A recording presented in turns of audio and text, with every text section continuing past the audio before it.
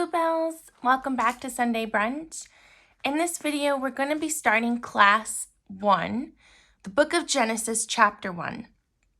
So the format and how this is going to go, we're going to be reading within the Children's Illustrated Bible, and then I'm going to read a passage from the textbook, and then I will read it from the Bible itself, which of course the Illustrated Children's Bible is still a real Bible. It's just formatted in a way for kids to understand, and it is one of the best tools, in my opinion, to help with anyone who is new to the faith, the Catholic Church, or anyone who has really wanted to, further understand and comprehend God's creation and his story and everything in and around not just the start of us and the world, but of faith and God and the start of the church as well. So I think that it can be really confusing and it can be hard, and sometimes people might not know where to start. So as I've said in previous videos, we're going to break this down so it's not going to seem daunting.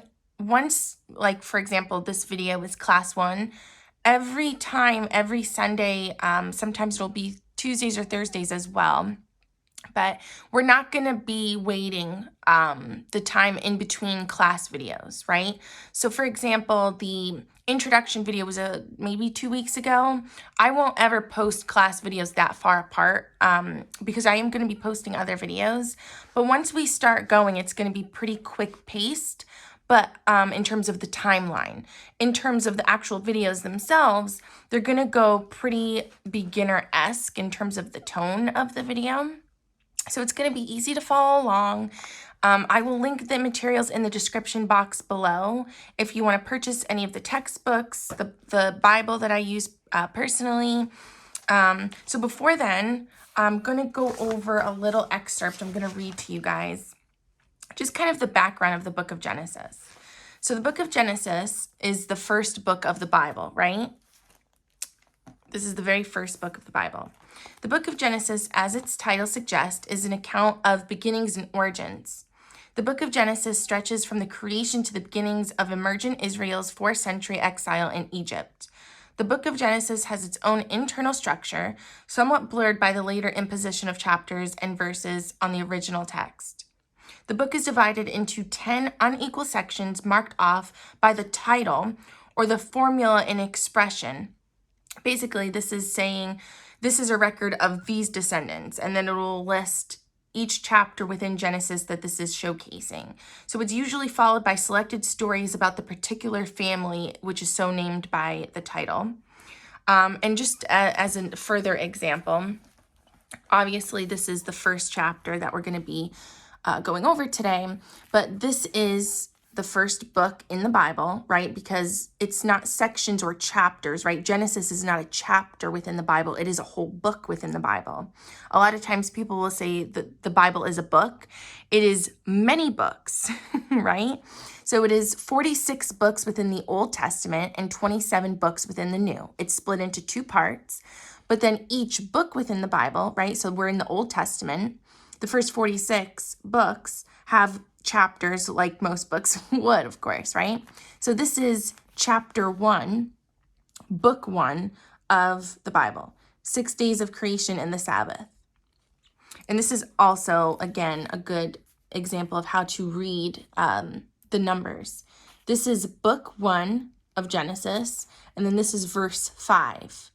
So the bigger number is the book, the chapter within the book, and then it is the verse. So sometimes you'll see 1.5. That's book 1 or the chapter. I say both ways. Verse 5. Alrighty. So, for example, like Genesis chapter 11, verse 27, it's talking about selected stories that are mainly about Terah's 3 sons, Abraham, then using these titles as a guide, and then it kind of conveys the overall structure within Genesis itself. So that is kind of a little excerpt talking about the structure within Genesis as a whole. And then we're going to talk a little about the introduction to God's creative goodness, right? So as the introduction of the whole book, the first story of creation emphasizes the overall goodness and blessing inherent in God's creative acts. Nothing, and this is very important to note, you guys, absolutely nothing that unfolds in the subsequent chapters of Genesis about the devolution of order, right?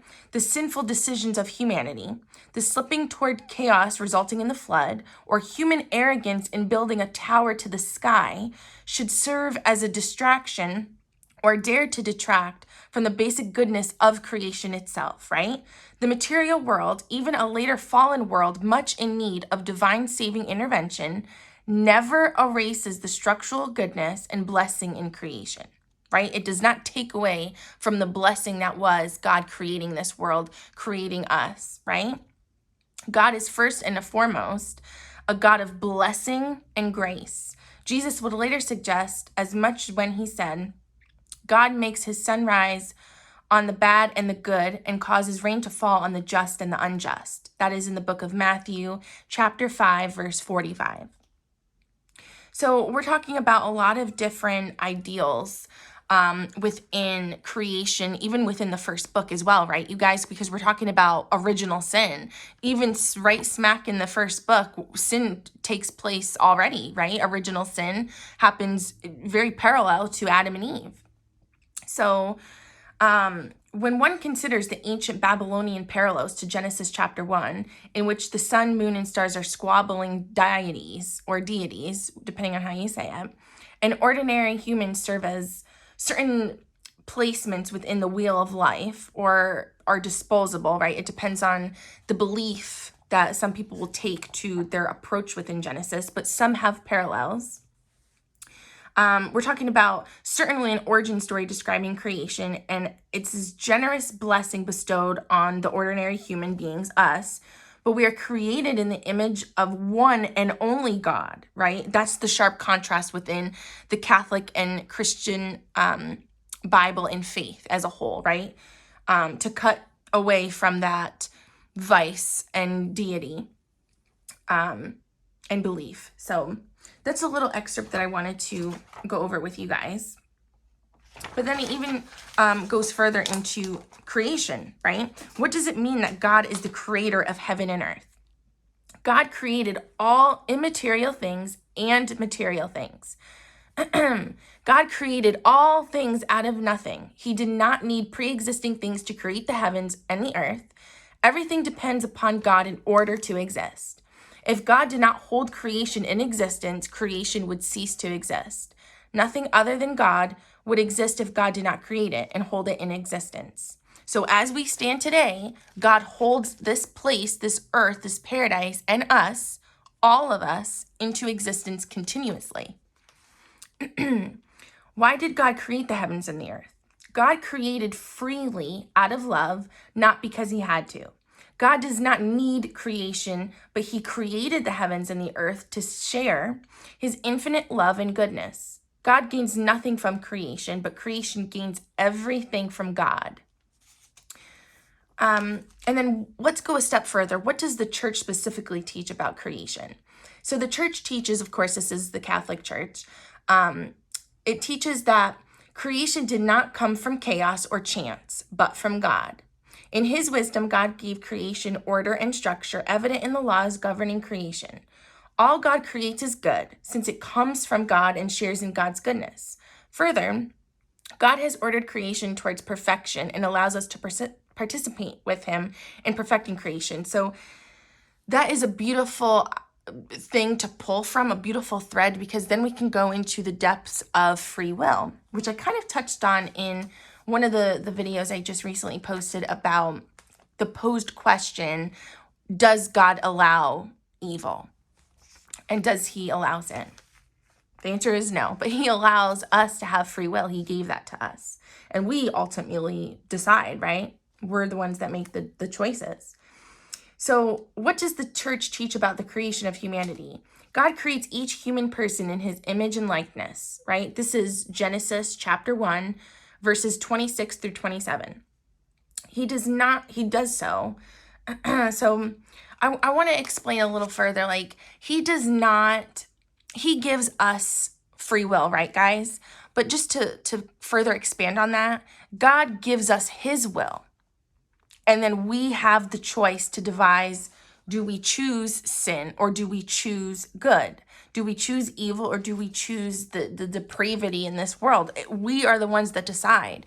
Sin ultimately bores in the free will and decision making of us. However, yes, there is temptation. Yes, there is other things and ideals like the demonic world and vices and false idols, and there are people that are swayed or tempted by other things as well. So it's not complete cut and dry, but for the most part, it ultimately is our decisions and who we choose to follow and the actions that we decide to live by and the choices we make. So he created us and each human person in his image and likeness. He does so by giving us a spiritual soul with an intellect, allowing us to know truth, and a will, allowing us to choose the good. With our intellect and will, we can know, love, and serve God. In addition, being created in the image of God means that we have dignity and should be treated with equal respect. The human person is the only creature on earth that God created for its own sake. So let's further expand on that before we dive into the Children's Illustrated Bible. I think that's a really important thing to note as well. Out of all of creation, you guys, out of all that is in the kingdom of nature, and there's the scale, right, of prey versus predator. And I mean, even if we're talking about flowers, doesn't necessarily have to be in the animal kingdom. It doesn't always have to devolve into wild animals or wildlife. We can even speak on flowers in agriculture. There's always some sort of hierarchy, and they all kind of have the food chain, and they play within one another, right? So if the lion can't succeed, then what other animals fall behind the lion, right? So if this, for lack of a better metaphor or example, if the snake doesn't succeed, what animal that is would be considered the prey of the snake, that animal would eventually, bore that line that snake falls in, right, as the animal. And then same thing applies with the predator of the snake, which I'm assuming, I don't know, maybe an eagle. Then the eagle would have lost its food source. So that's on a more broader scale. But I think it's really interesting that if you look at it in that way, in that context, there is nothing within and around humans, in and of ourselves, that we have a food chain, right? Although I guess the argument can be, acquired as well with we need animals to survive and to sustain life, and in agriculture to sustain life and survive. That being said, we don't really have predators. There's natural disasters, there's the elements, and there's sicknesses and ailments, but ultimately we are our own worst enemy, and then we can become each other's worst enemy.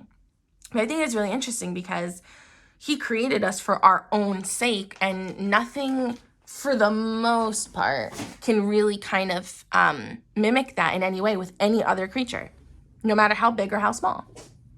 So I hope any of you guys noticed that, of course, the first animals that came to mind was the lion and the snake.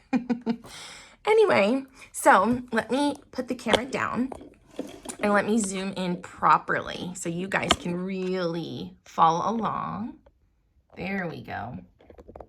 Now, again, we're going to be doing chapter 1. Let's see here. Alrighty, you guys, let's do this. The first day of creation. And then I'll put the camera down after. In the beginning, God created the heavens and the earth. The earth was without form and empty. Darkness was everywhere. And in the darkness, the Spirit of God moved upon the face of the deep. God said, "Let there be light," and there was light. Boom. We got to stop just right there, you guys. A lot of people that talk against the creation of our world within the context of religion, right? The Catholic faith and the entirety of Christianity.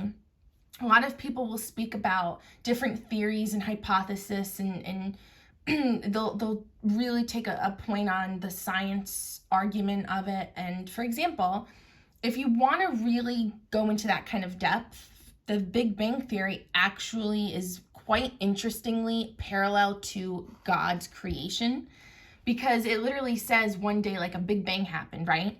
Well, let me tell you right here. God said, "Let there be light." Boom, and there was light. That's your Big Bang Theory, you guys. So sorry if I scared anybody, but right there. So it's very interesting. I don't know, oh my goodness, I don't know who mentioned this, but I'm quoting somebody here. Somebody had said that literally science is the catch-up of God's creation, right? It is the literal study of God's creation, because all we as humans, we're just playing catch-up. There are so many amazing prize scientists and amazing people that are so smart and intelligent within their field and in their right, within their credentials. But that being said, everything that we do and study and know and learn are things that we have to work towards, and it's not just like blatant to us, right? Like we have the will and the like spiritual kind of compass to know truth and to seek it, right? Because God gave that to us.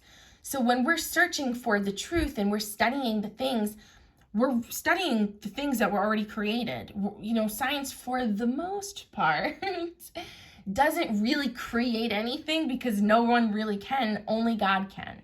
Now, I know people could probably take that and really run with it if they really wanted to, against, me, the faith really more so than me, but I think the precipice of it as it stands, it's very funny that the Big Bang Theory really actually does kind of correlate within the idea, which really isn't an idea, it's the truth, it's history of God creating our world, which is so funny because there's your Big Bang Theory. God said, "Let there be light," and there was light.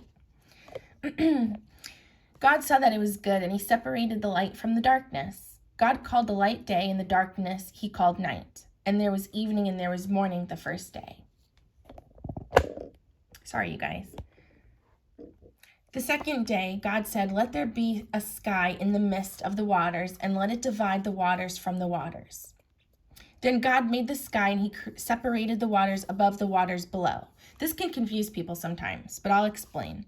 God called the sky heaven, and there was evening and morning the second day. So let's just backtrack a little. The first day, when he said, God saw that it was good, God called the light day, and the darkness he called night, there was no morning and evening that first day. So in my mind, how I think, and a lot of scholars within the Catholic faith will also attribute to this, basically I envision the moon and the darkness and kind of on one part of the world, or the sphere that he was creating, and then there's the sun, basically like a really beautiful sunset, but I envision the sunset being night and day.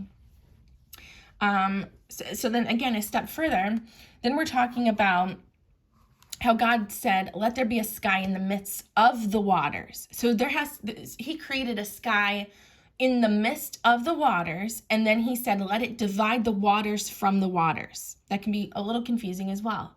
So he called the sky heaven, right?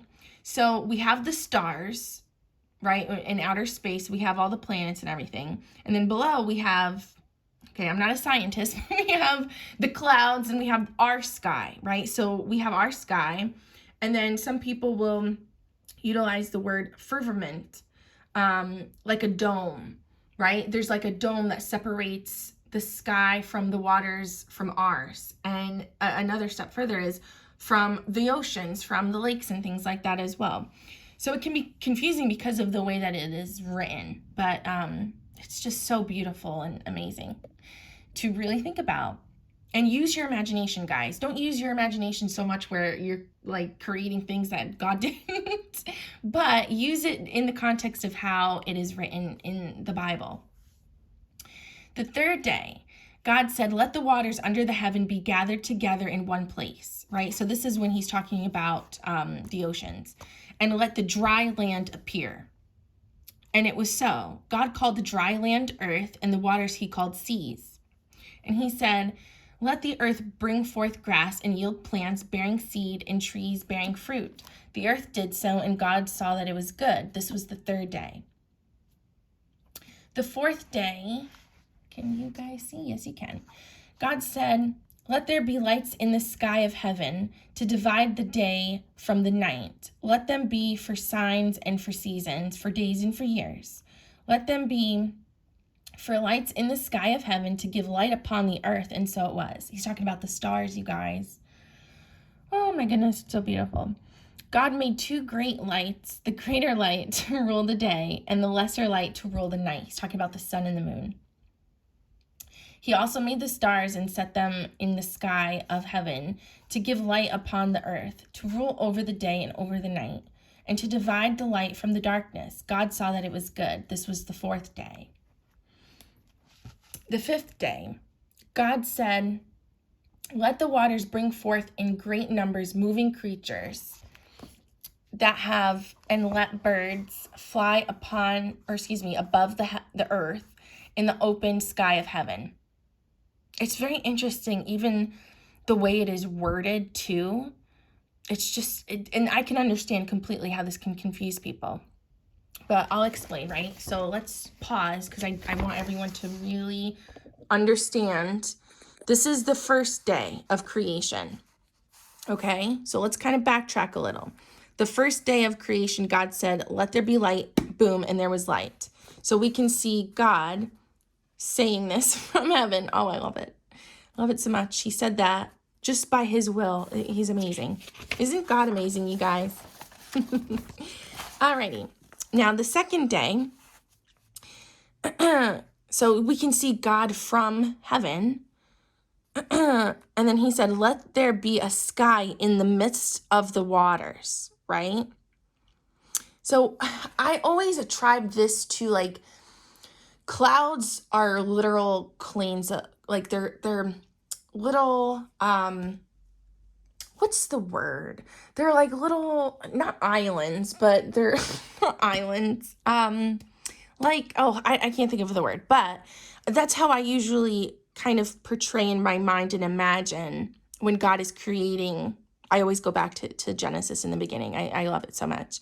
But I always go back to this and try to envision him doing this, which of course my finite mind could never, but I try to. But it's comprised of water, right? Clouds are comprised of water and mist, and they're absolutely beautiful. But I think that could be another idea of what maybe God is talking about. And then, of course, the water from the waters. We're talking about, people will use the word firmament or the dome to separate the sky from heaven and then our seas and everything. So this is the second day. I hope I didn't confuse anybody. And then this is the third day. He said, let the waters under the heaven be gathered together in one place. And then let the dry land appear. And then he started with the land and the grass and all the plants. This was the third day of creation. And I will have these linked, the printables, down below. The fourth day, he created the sun, the moon, and the stars. This is beautiful. Of course, these are for kids, but again, it's okay. I think they're great tools for me, for anybody. Honestly, I love things like this, you guys. The fifth day of creation, you can see all of the fish and the birds. Oh my goodness. All right, so now let's get back on track. So we left off here. So God created great whales and every living creature that moves. These the waters brought forth in great numbers. He created the birds and saw that all of this was good. He blessed the creatures and said, be fruitful and multiply and fill the waters in the seas. Let the birds also multiply on earth. This was the fifth day. Let's go to the sixth day. The sixth day, I can zoom in a little more. God said, "Let the earth bring forth creatures of all kinds, cattle and creeping things, and beasts of the earth." The earth did so, and God saw that this was good. "Let us make man in our image, after our likeness, and let him have power over the fish in the sea and the birds of the air, over the cattle, over all the earth, and over everything that moves on the earth." So God created man in his own image. In the image of God, he created man and woman. Male and female created he them. Again, the wording can be a little confusing, but it's okay. I will help you guys. "And he blessed them and said to them, 'Be fruitful and multiply, fill the earth and have power over the fish of the sea, over the birds of the air, over every living thing that moves upon the earth. Behold, I have given you every plant bearing seed and every tree yielding fruit, which is upon the face of the earth. They shall be your food, to every beast of the earth, to every bird of the air, to everything that creeps upon the earth and has life. I have given the grass and the plants for food.' And it was so. God saw everything that he had made, and it was very good." This was the sixth day. So we can see the sixth day, God created all the animals and everything. He created man, and he created woman. And it's very interesting, the story of how he created Adam and how he created Eve. And of course, we will get to that eventually. So that was the sixth day of creation. Now you're probably wondering, well, where's the seventh day? It is mentioned here, and of course it is mentioned in the Bible, but I don't have a picture showcasing that. And the reason being is because there isn't one. And you might ask, well, why? Is it just because of where you got these? No, it is actually because there was nothing created the seventh day, right? So let me read this to you. "The seventh day, the heavens and the earth were finished and filled with life. On the seventh day, God rested from his work and all that he had made." I'm going to stop right there, you guys. When the Bible talks, or not necessarily talks, but when people reference this or talk about the Bible, quote the Bible, and when we read from the Bible directly, when it's talking about God resting, it does not mean that God was tired, right? God is the almighty, all-powerful. Now, you might think, like I used to, well, that was a lot of work, right? But he's God. There was just, he had completed everything, so he just didn't need to do anything that day. I'm sure he, there were things that he was obviously, looking and keeping watch of all of his creation, right? And basically like how a painter or an artist completes a masterpiece, and they just kind of just look at it with such, not necessarily accomplishment, but just with such love, I guess is a better word, especially when talking about God, but with such contentment too. And I that's again how I imagine God was. So, but yeah, again, it does not mean he was tired. It doesn't mean that it just, he had completed everything. On the seventh day, God rested from his work and all that he had made. God blessed the seventh day and made it a holy day, because on that day he had rested. What does that mean, you guys? What is the holy day? What is the day of rest? Sunday is the day of rest. It is in the 10 Commandments. It's one of the commandments. We have to honor that day, right? "This is how the Lord God made the earth and the heavens, and every plant before it was in the earth, and every tree of the field before it grew. And when he made..." Oh, excuse me, guys. "And when God had made man, a mist had gone up from the earth, and he had watered the whole surface of the ground. The Lord God had formed man of the dust of the ground, and had breathed life into him, the breath of life, and man had become a living soul." All right. Now let's go into the textbook. Chapter 1. "In the beginning, God created the heavens and the earth. The earth was without form and void, and darkness was upon the face of the deep, and the Spirit of God was moving over the face of the waters." So, heaven, right? We're talking about, so the word heaven specifically, because we keep talking about it, we always contrive heaven to be obviously where we're going, right? God willing, really us willing more so than anything. But it's talking about in terms of translation, the Hebrew word for cosmos, there is no Hebrew word for cosmos, right?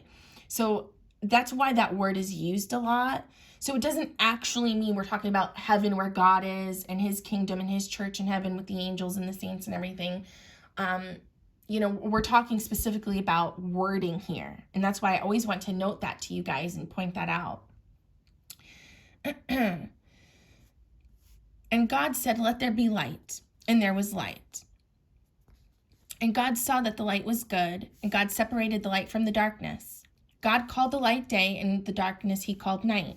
And there was evening and there was morning one day. So this is like where time is, right? Because there was light and there was day, and I kind of explained to you like my sunset idea. But this is really when he's establishing time that day. That is what he was creating. I completely forgot to mention that. But I love this textbook and how it breaks it down even further than even the Children's Illustrated one. And God said, let there be a firmament in the midst of the waters. So this is basically what I was explaining, guys, like a dome, right? There's the sky and there's the water. This is kind of what he created. And let it separate the waters from the waters. So space between them, right? And God made the firmament and separated the waters which were under the firmament from the waters which was above it. Oh my goodness. And it was so. And God called the firmament heaven, and there was evening and there was morning a second day. So there was morning and night that day, the second day. And God said, let the waters under the heavens be gathered together into one place, and let the dry land appear. And it was so. God called the dry land earth, and the waters that were gathered together and he called seas. And God saw that it was good. God said, let the earth put forth vegetation, plants yielding seed, and fruit trees bearing fruit, in which is their seed, each according to its kind upon the earth. And it was so. So there, I don't know if I mentioned this, but when we have these gray boxes, it's actually verse from the Bible, you guys. I just wanted to point that out. The earth brought forth vegetation, plants yielding seed according to their own kind. So basically, for example, like the flower daisies, right? So the seeds from one flower would yield more seeds and create more daisies, if that makes sense. Okay, and God saw that it was good. So, and there was evening and there was morning a third day. And God said, let me go down a little. There we go. And God said, let there be lights in the firmament of the heavens to separate the day from the night, and let them be for signs and for seasons and for days and for years. And let them be lights in the firmament of the heavens to give light upon the earth. And it was so. And God made the two great lights, the greater light to rule the day and the lesser light to rule the night. Obviously, we're talking about the sun and the moon here. He made the stars also. And God set them in the firmament of the heavens, to give light upon the earth, to rule over the day and over the night, and to separate the light from the darkness. And God saw that it was good. And from there, there was evening and there was morning a fourth day. God has the power to separate light from darkness. Very beautiful, amazing point to note, you guys. And God said, let the waters bring forth swarms of living creatures, and let birds fly above the earth across the firmament of the heavens. So God created the great sea monsters and every living creature.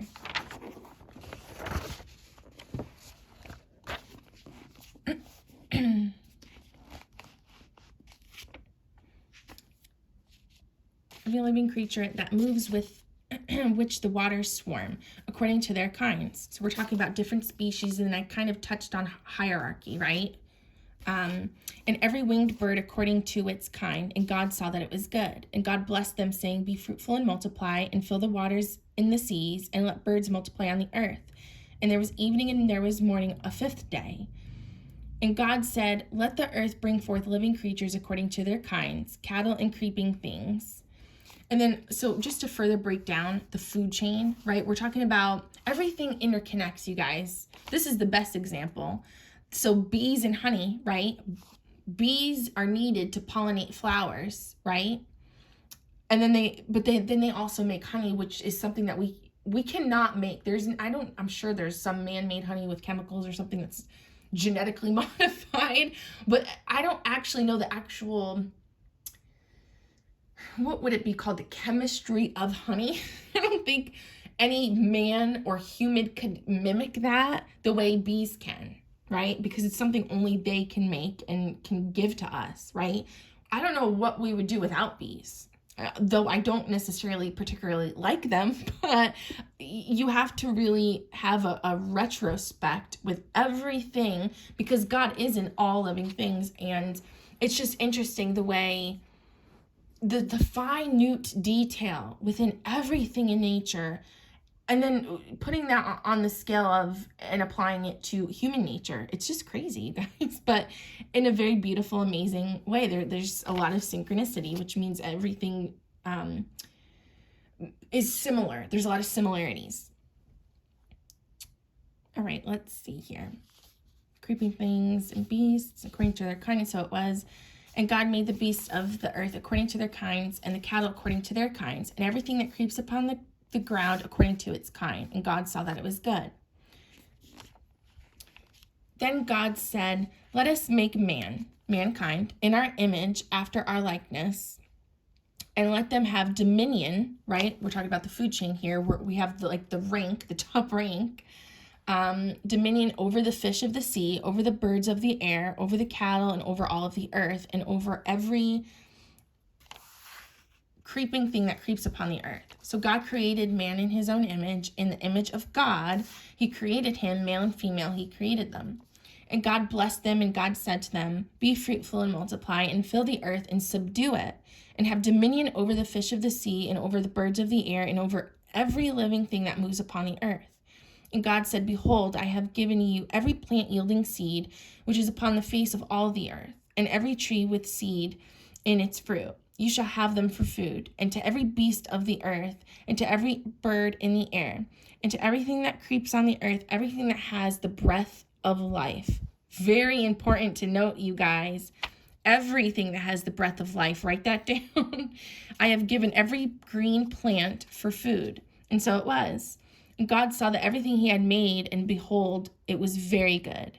And there was evening and there was morning, a sixth day. Which, of course, it's not mentioned the seventh day right here, but we already know what happened. So, I'm going to paraphrase some of these because there's such great context within this, you guys. It really is amazing. It really is. But I think I'll make a part 2, specifically talking detail within these. Because I think it's really important. So let's see. I'm going to read from the Bible, and then I think I might do a part 2. I think I'm going to do it that way because I don't want to rush.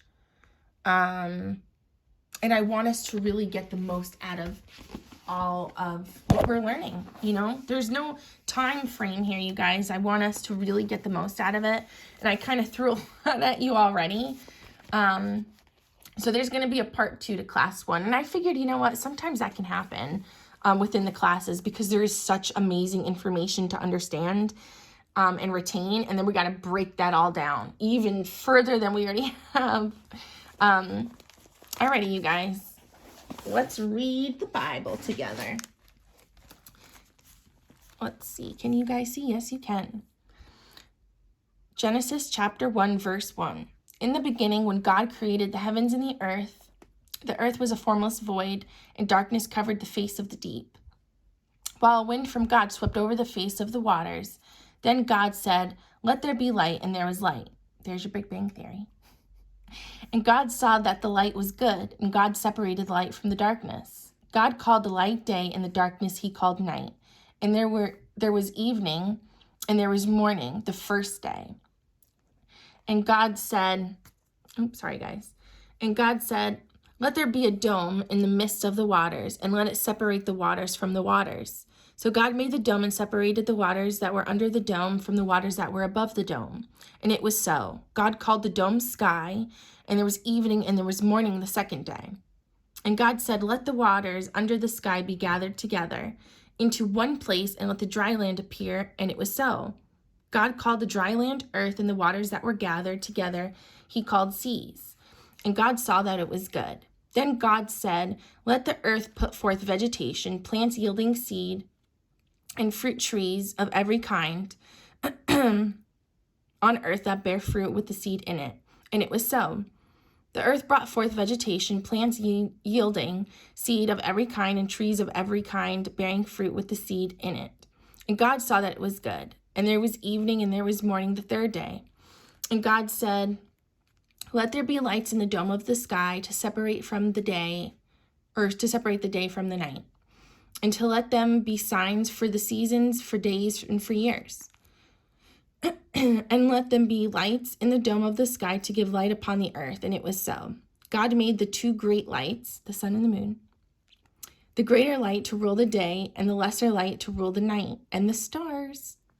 God set them in the dome of the sky to give light upon the earth, to rule over the day and over the night, and to separate the light from the darkness. And God saw that it was good. And there was evening. Can you guys see? There we go. And there was evening, and there was morning the fourth day. And God said, let the waters bring forth swarms of living creatures, and the birds fly above the earth across the dome of the sky. So God created the great sea monsters and every living creature that moves, of every kind with which the waters swarm, and every winged bird of every kind. And God saw that it was good. God blessed them, saying, be fruitful and multiply, and fill the waters in the sea, and let the birds multiply on the earth. And there was evening, and there was morning the fifth day. And God said, let the earth bring forth living creatures of every kind, cattle and creeping things and wild animals of the earth of every kind. And it was so. God made the wild animals of the earth of every kind, and the cattle of every kind, and everything that creeps upon the ground of every kind. I love how it's even written. And for some of you guys might think, well, Danny, it kind of sounds like you read all of that again. But each Bible has a different version, and that's a whole nother video that I have to make. But I even get confused myself, to just be completely honest. I really don't understand. There's so many different versions within the Christian Bible. And then not even the Catholic Bibles, there's so many different versions too. But I like to differentiate. I mean, obviously the textbook and this Bible is Catholic, so I like to defer to reading from them directly. But as well as the Children's Illustrated, it obviously is a Catholic, but I feel like it is, it's more broader, if that makes sense. So I do like to read from here as well. Obviously, we have to read the Bible. But sometimes, again, sometimes it also can sound like it's repeating itself, but it's not, because it's breaking everything down, but not in the way the textbook will. Alrighty. Oh, where did I leave off? Okay, I'm going to say right here. That creeps upon the earth of every kind, and God saw that it was good. Then God said, let us make humankind in our image, according to our likeness, and let them have dominion over the fish and of the sea, and over the birds of the air, and over the cattle, and over all the wild animals of the earth, and over every creeping thing that creeps upon the earth. So God created humankind in his image. In the image of God he created them. Male and female he created them. God blessed them, and God said to them, be